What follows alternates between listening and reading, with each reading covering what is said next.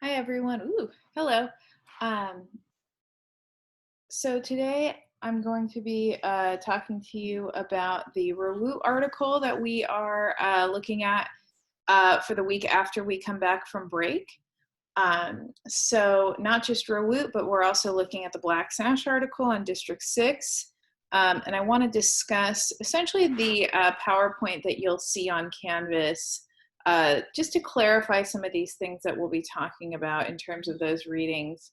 A couple of things I want you to look out for that will help to explain, writing that is not only one of which is at a time before you were written at a time before you were born, but also, even though it's technically in English, right, it's a different dialect of English because it's from South Africa, where they have a majority of the people speaking what's called Dutch Afrikaans.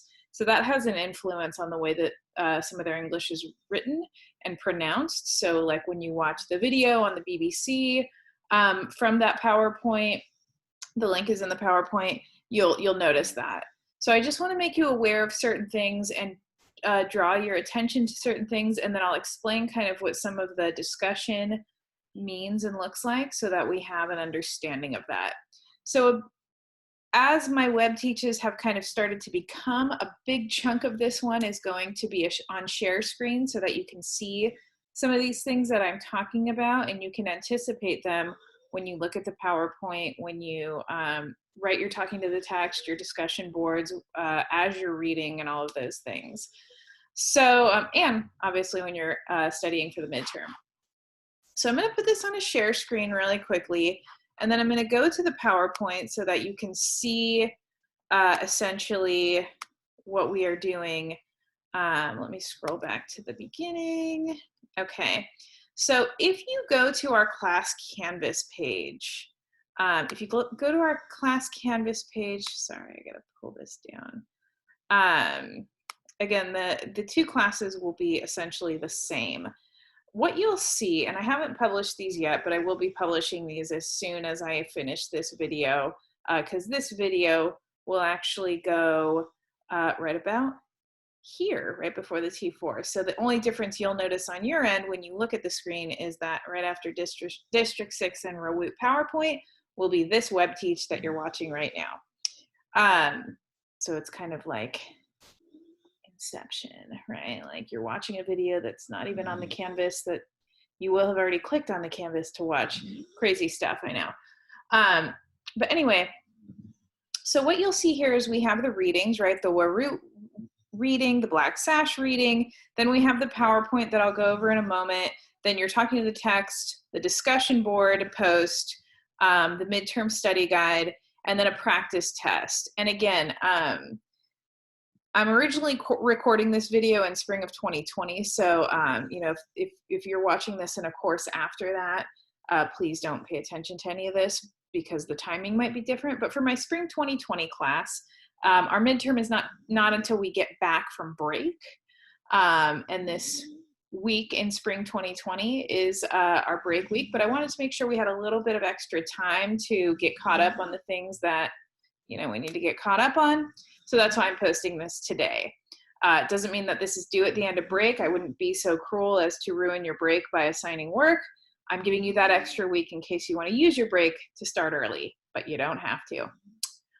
Okay, so if you go into our Canvas, I'm sorry, not the T4, even though you will need to do that too eventually, you'll see under week 11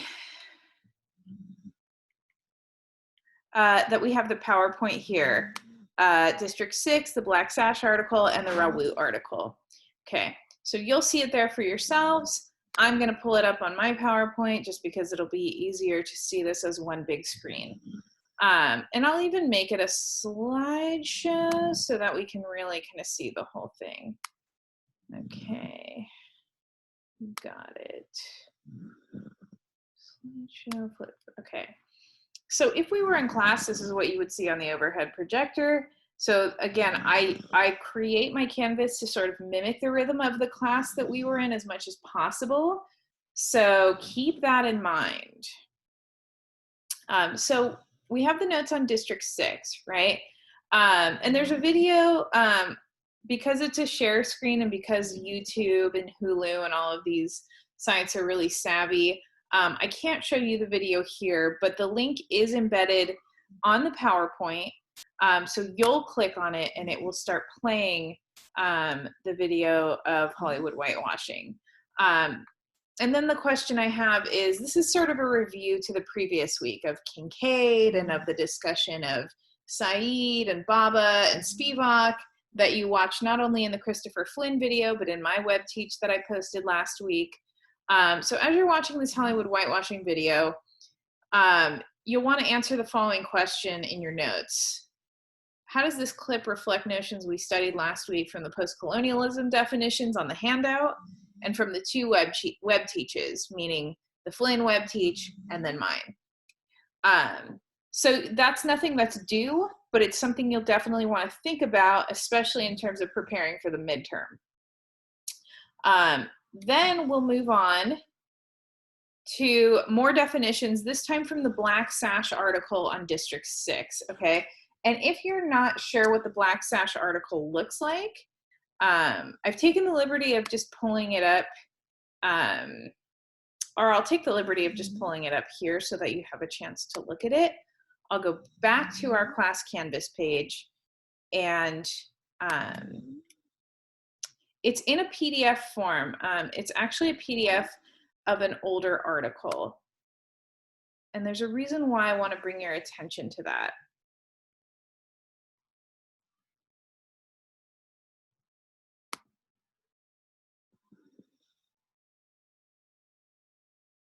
There we go. So this is actually from a publication in South Africa that came out in 1980. The publication is called Black Sash. And this is an article in that publication that talks about the effects of what happened in District 6. Okay, so as you'll see from this quote right here, right, you can take the people out of the heart of District 6, Upele, but you can never take District 6 out of the heart of the people. That comes from 1966. And as you'll notice, right, like the words like heart spelled differently, Upele, right? Those are some of those dialect, that Dutch Afrikaans influence on South African English that I mentioned earlier. So just be aware of that. So this is not originally written for an American audience, right? When we talk about rhetorical situation and we talk about author and audience and all those things, this is not originally written for an American audience. It's written for a South African audience. So there are going to be some things that you need to watch out for that I mentioned in the PowerPoint, but I'll just kind of show you here, right? One being, and I think it's on the second page here, when you see the letter R before a large number, like right here, R 1.5 million, and because this is a different country, they use commas instead of decimals for their points. That's a rand, and a rand is the South African currency being used in 1980 when this article is written. So things like that, you know, there are minor differences because, again, you're reading a published work from a different country. So the dialect is going to be slightly different. The language is going to be slightly different. So this is where you're reading, you go, oh, I don't know what R is. Maybe I look that up. And that would be something that you'd want to annotate when you're highlighting and annotating when you're reading the article. Another thing I want to bring, and then there's a lot of data in here. So keep in mind, this is, if you look at the type of writing this isn't a short story like James Baldwin, right? It's not an essay like some of the other stuff we've read, right? It's compiled, as you see here, it's compiled and published by the Center for Intergroup Studies at the University of Cape Town. So this is research. So this is going to have a little bit of a drier tone, right?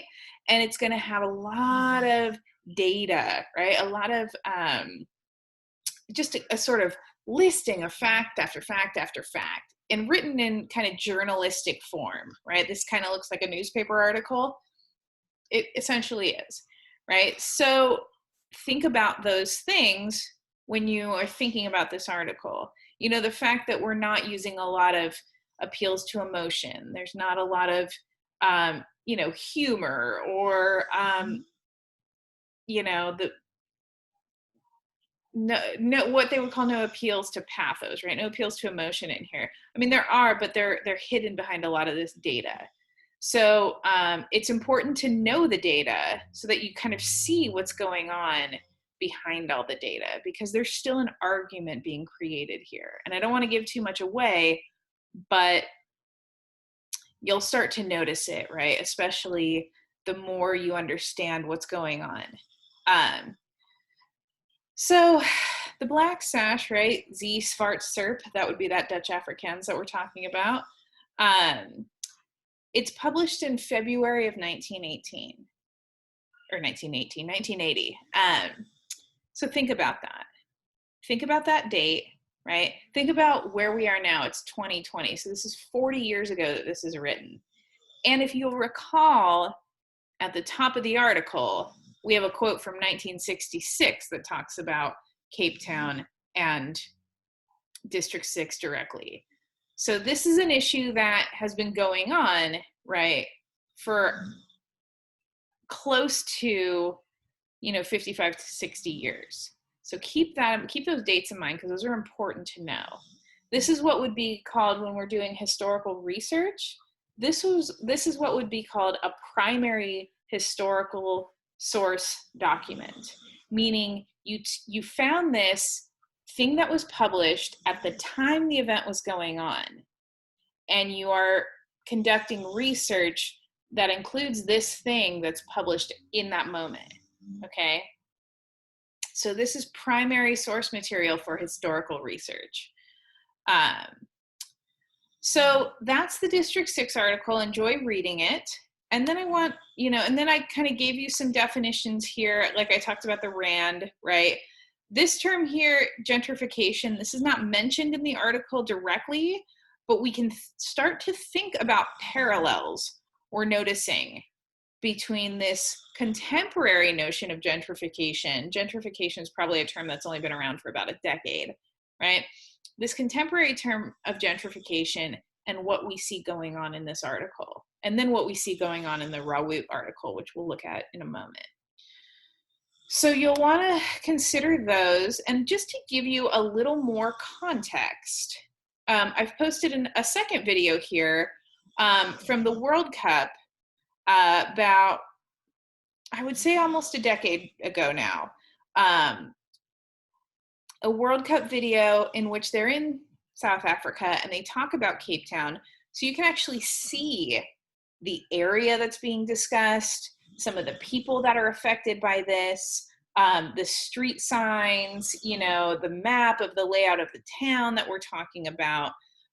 So I thought this video would just be helpful, and again, providing a little more context, you know, a greater visual, because I would say probably none of us have been to South Africa.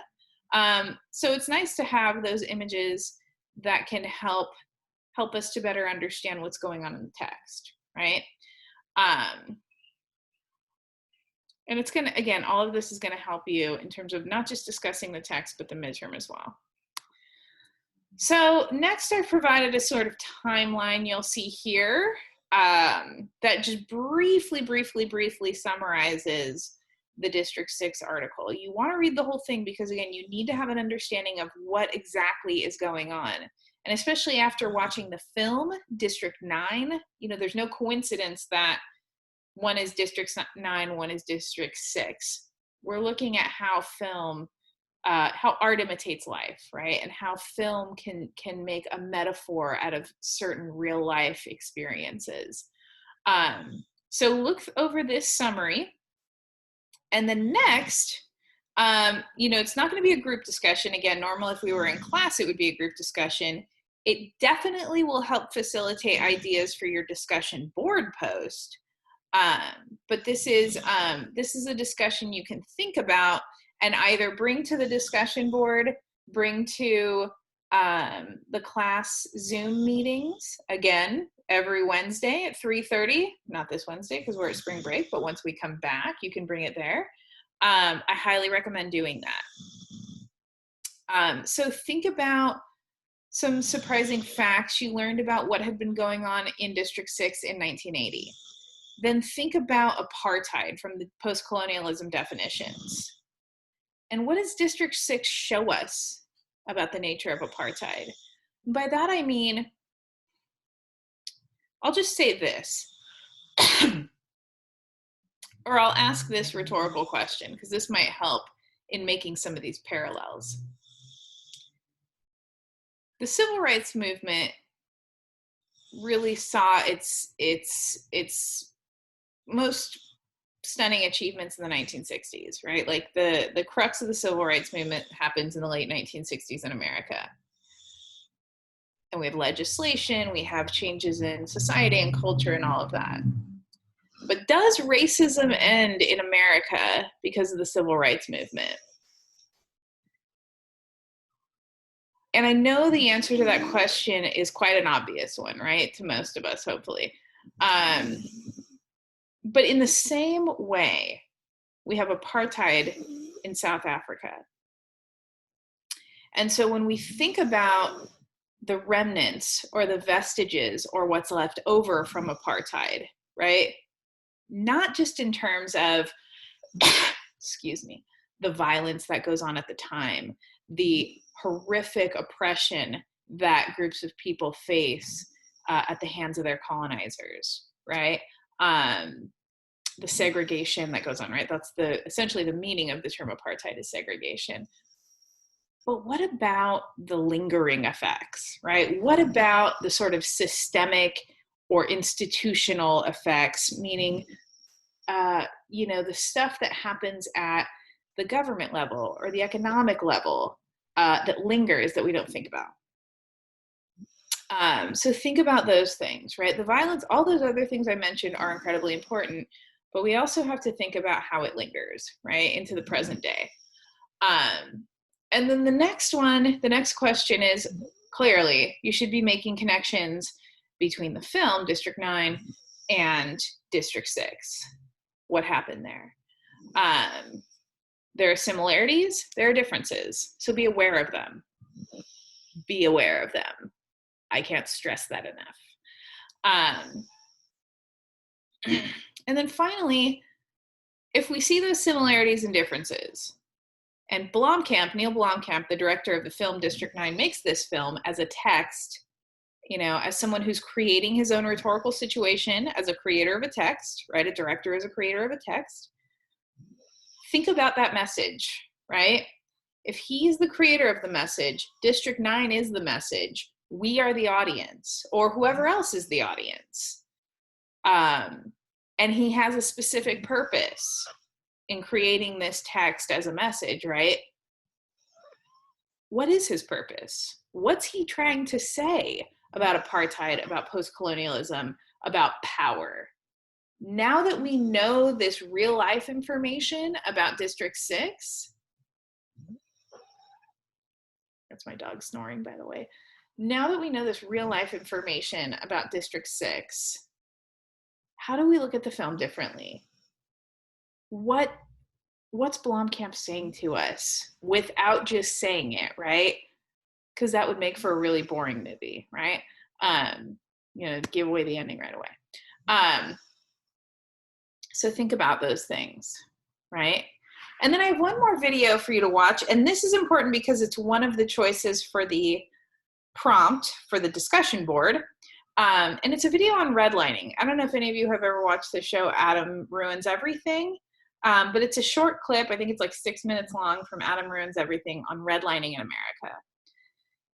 And so, in previous classes, I had a lot of students who would say, like, oh, it's so horrible that apartheid happened in South Africa and that, those poor people from District 6 and yada, yada, yada. And everything's great here, right? And then I would, that kind of, I saw the problem in that, right? Which is like, if we don't make connections between the text and ourselves, then what is the point, right? Where's the critical thought happening? So in order to sort of bridge that, I wanted you to watch this video that I put in the PowerPoint about redlining, and to see if you can't make some of those connections between what we experience here as, you know, suburbanite citizens of America, and what happened or what is still happening in places like District 6 in South Africa. So that's the third clip you'll watch in this PowerPoint. And that, I'll take it off the share screen because that will conclude the PowerPoint and the weekly notes for those readings. It's also going to segue really nicely, like I said, into the discussion board. It's really going to help you prepare for the midterm. So it's very important that you pay close attention to that PowerPoint because it's got a lot of great information in there. So keep that in mind. And also, I think the last thing that might help is just making a sort of compare and contrast chart or a Venn diagram of where you're seeing the intersections of the ideas of post-colonialism from the definitions, from the Christopher Flynn video, from my video, from these PowerPoints, and then thinking about all of that and connecting Kincaid to the film, to these articles, right? In other words, how is this like a network, right? How is this sort of a woven tapestry that, yes, each part has its own significant characteristics, but where do they all intersect? Where do they all come together theoretically, topically, otherwise? Because again, that's going to be incredibly important when we think about the midterm. So if you need clarification, if you have questions about anything in this video that I've mentioned, here is what I will drive home. Email me, have office hour conference time meeting with me, come to the Zoom class drop-in sessions, because if you are not doing those things, if you're waiting until Sunday, you know, at 4 p.m. to answer all this stuff, I gotta tell you, it's not gonna bode well for you. I've constructed this online class as if it were to imitate the rhythms, the pacing, the time devoted to our typical class. And so that does not mean a quick one-off Sunday night, half hour, here you go, right? That means attacking all of these very heady concepts, just like we were prior to March 12th, right? Attacking all this stuff and devoting the time that you need to devote to these very challenging concepts, right? So keep that in mind. So please contact me. I'll be around. Can't wait to hear from you. Good luck, and I'll see you in cyberspace. Okay, bye.